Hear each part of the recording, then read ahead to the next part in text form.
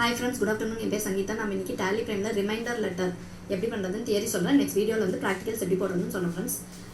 இந்த reminder letter அப்படின்றது என்னன்னா ஒன்லி சேல்ஸ் பார்ட்டிக்கு மட்டும்தான் நம்ம ரிமைண்டர் லெட்டர் தர முடியும். ஏன்னா நான் இப்போ வந்து நிறைய பார்ட்டிக்கு சேல்ஸ் பண்ணியிருப்பேன்.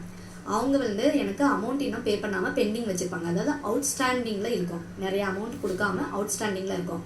அது வந்து நம்ம எப்படி செக் பண்ணுறதுன்னு பார்க்கலாம். இது வந்து ஒன்லி ஃபார் ரிப்போர்ட்டிங் பர்பஸ் தான். இது வந்து ரிப்போர்ட்டை வந்து நம்ம எடுத்துகிட்டு அப்படியே இது லெட்டர் ஃபார்மேட்டுக்கு நமக்கு சேஞ்ச் பண்ணி கொடுத்துரும்.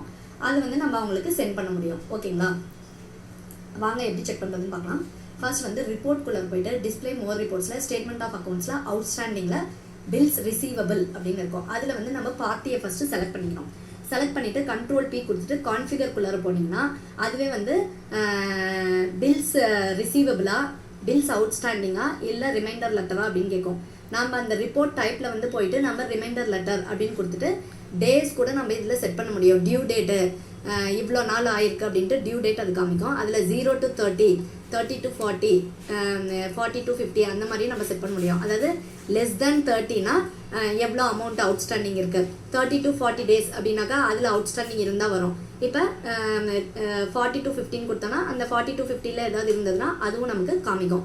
இந்த டியூ டேட் எல்லாம் ஆட் பண்ணிவிட்டு டியூ டேட்டில் இருக்க இப்போ லெஸ் தென் 30ல் இருக்க அமௌண்ட் எல்லாம் ஆட் பண்ணி வச்சுக்கோம். 30 to 40ல் இருக்கிறத ஆட் பண்ணி வச்சுக்கோம். டோட்டலாக இந்த ரெண்டையும் ஆட் பண்ணி ஃபைனலாக அவுட்ஸ்டாண்டிங் இவ்வளோ அப்படின்ட்டு நம்ம இதில் பார்க்க முடியும். இது வந்து லெட்டர் ஃபார்மேட்டில் இருக்கும். இதை வந்து நம்ம அப்படியே பார்ட்டிக்கும் அனுப்ப முடியும். ஓகேங்களா, இதில் போயிட்டு நம்ம ப்ரிவ்யூன்னு கொடுத்துட்டு உங்களுக்கு சின்னதாக இருந்ததுன்னா அதை ஜூம் பண்ணிக்கோங்க. ஆல்ட் இசட் கொடுத்தா ஜூமு, அப்புறம் வந்து பிரிண்ட் பண்ணிடலாம்.